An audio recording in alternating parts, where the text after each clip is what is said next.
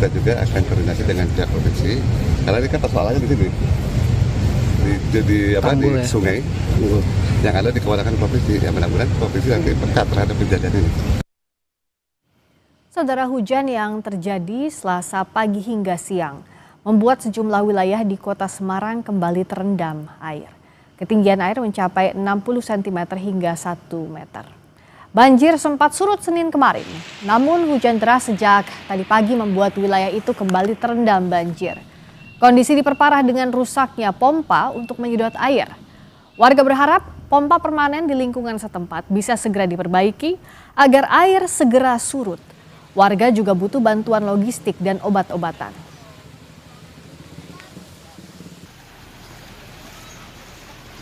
Cuman kemarin hari Senin itu sudah mulai surut.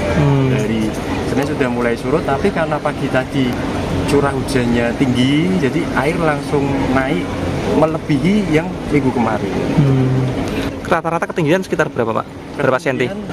Mungkin sekitar 60 sampai 80 cm untuk wilayah sini. Tapi di belakang itu ada Rusunawa, itu mungkin di atas 1 meter. Dan untuk mengetahui penanganan banjir di jalur Pantura Kaligawe, Semarang, Jawa Tengah, saat ini kita sudah terhubung langsung dengan Gubernur Jawa Tengah, Ahmad Lutfi, melalui sambungan virtual. Selamat sore, Pak Gub.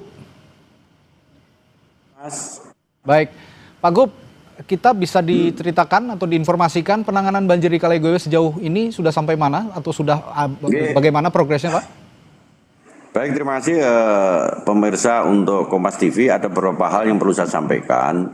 Memang dengan intensitas curah hujan yang sedang maupun tinggi di wilayah Jawa Tengah sejak terhitung tanggal 22 kemarin, menjadi di 35 kabupaten terjadi ada genangan air. Cuman hari ini mulai surut, tinggal 2 daerah yang menjadi prioritas kita, yaitu wilayah Kaligawe dan wilayah Sayung atau di Politron. Untuk wilayah Kaligawe, kami luruskan pompa yang seharusnya beroperasional memang tidak rusak, tetapi diganti dari mulai solar menjadi listrik. Jadi kita sudah operasionalkan 30 pompa yang kapasitasnya 30.000 liter per detik. Artinya kita mampu. Dan khusus untuk Kaligawe, kita sudah menyiapkan kolam retensi Terboyo yang kapasitasnya adalah 6, juta meter kubik yang hari ini kita fungsionalkan. Dan ketinggian air ini diharapkan apabila nanti tidak terjadi curah hujan tinggi, maka akan secara maksimal akan kita lakukan. Upaya yang kita lakukan adalah mitigasi, karena kita mengetahui bersama namanya air itu ada yang bisa kita lawan, ada yang tidak bisa kita lawan. Misalnya kita melakukan mitigasi. Maka langkah-langkah yang kita lakukan adalah yang pertama, kita siapkan seluruh BPBD kita 1 kali 24 jam, memastikan masyarakat kita yang terdampak betul-betul terlayani oleh hadirnya negara. Oleh karena itu, seluruh OPD di tempat kita akan kita terjunkan, baik itu lewat provinsi maupun kabupaten kota yang terdampak. Langkah yang selanjutnya adalah, meskipun dampak banjir ini melanda di wilayah Kaligawe dan sekitarnya, sampai sekarang belum ada pengungsian yang fluktuatif di satu tempat. Tetapi kita sudah menyiapkan beberapa tempat-tempat, baik itu dapur umum yang kita siapkan, agar nantinya apabila terjadi adanya fluktuatif yang lebih tinggi, kita siapkan. Demikian, Mas. Oke, tadi Anda mengatakan ada beberapa skema yang dilakukan untuk mengurangi debit air atau banjir yang terjadi di wilayah Kaligawe dan sekitarnya. Pak Gub tadi kan mengatakan ada kolam retensi, ada penyedotan pompa dengan menggunakan listrik bahkan sekarang. Nah itu sesignifikan apa? Signifikansinya untuk aktivitas masyarakat bisa kembali berjalan bagaimana Pak Gub? Yang pertama kita pastikan masyarakat kita bisa melakukan aktivitas dengan melakukan kerja-kerja kolaboratif, baik itu di provinsi, kabupaten, kota, termasuk lintas sektoral dalam ini TNI Polri. Contoh misalkan apabila terjadi gerangan Kaligawe, maka jalur-jalur alternatif lewat rekayasa lalu lintas harus segera kita siapkan sehingga tidak terjadi undesirable spot maupun black spot bagi masyarakat, barang maupun orang di wilayah kita. Tetapi yang paling pokok adalah cuaca yang kita lakukan. Jadi terhitung hari ini Mas, untuk kolam retensi kita itu 1,2 ukuran, maksimalnya 1,7, sedang debit air, sedang pantai atau laut kita adalah 0,8. Maka secara tidak langsung kolam retensi kita mampu untuk kita alirkan dari mulai Terboyo lewat Sungai Dompo, kemudian sampai ke laut. Artinya kalau curah hujan kita tidak tinggi, sebenarnya mitigasi ini kita bisa lakukan.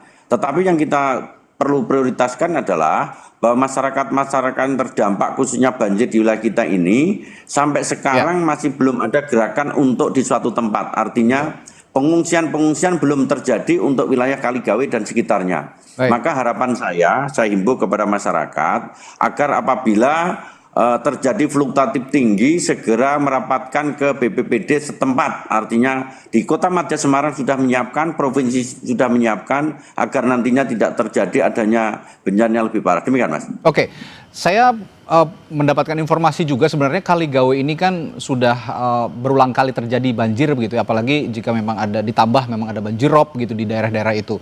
Tapi begini Pak Gub, di Kaligawe ini dan juga wilayah-wilayah penyangganya, di wilayah sekitarnya, apakah ini penanganannya sudah juga berkali-kali dilakukan atau pada saat ini saja, pada saat terjadi curah hujan yang sangat tinggi, karena ini akan berpengaruh juga untuk daerah-daerah penyangga di sekitar Kaligawe juga Pak Gub?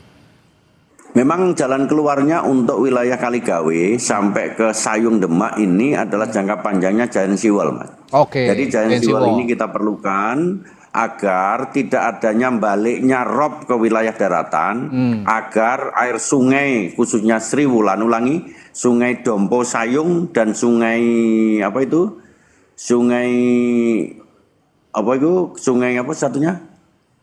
Babon itu tidak kembali. Jadi balik airnya dari darat ke laut itu terkendali oleh adanya Giant Sea Wall. Tetapi yang menjadi prioritas kita ini adalah kolam retensi itu sendiri, Mas. Karena kolam retensi ini adalah menstabilkan Kaligawe agar terkendali. Jadi di 30 pompa itu bisa kita sedot, kita masukkan debit air 6,7 meter kubik mampu.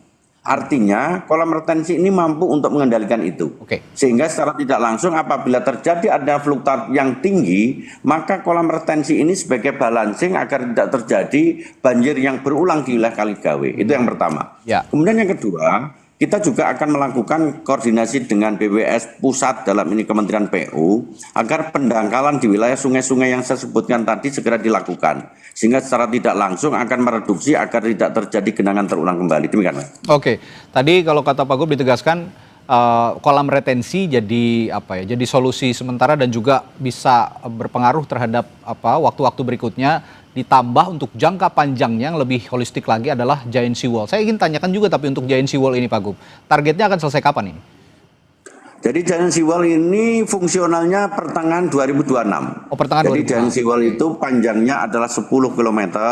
Ini sudah dianggarkan dan sudah hampir selesai ya, sudah hampir selesai. Yang dalam waktu dekat sudah kita fungsionalkan dengan harapan pertengahan 2026 khusus untuk wilayah Sayung, kemudian khusus wilayah Kaligawe, insya Allah bisa tereduksi dengan jadinya Giant Sea Wall yang kita punya. Demikian, Mas. Oke, ya. Terima kasih sudah menjelaskan apa saja yang sudah dilakukan pemerintah provinsi, karena menurut BMKG ini sampai akhir Oktober bahkan sampai awal November masih curah hujannya tinggi begitu Pak Gub kira-kira, tapi sudah diantisipasi oleh pemerintah Provinsi Jawa Tengah. Terima kasih Gubernur Jawa Tengah Ahmad Lutfi telah berbagi informasinya di Sapa Indonesia Malam. Sehat selalu Pak Gub, sampai jumpa lagi. Matur suwun. Terima kasih. Saudara, dan untuk mengetahui bagaimana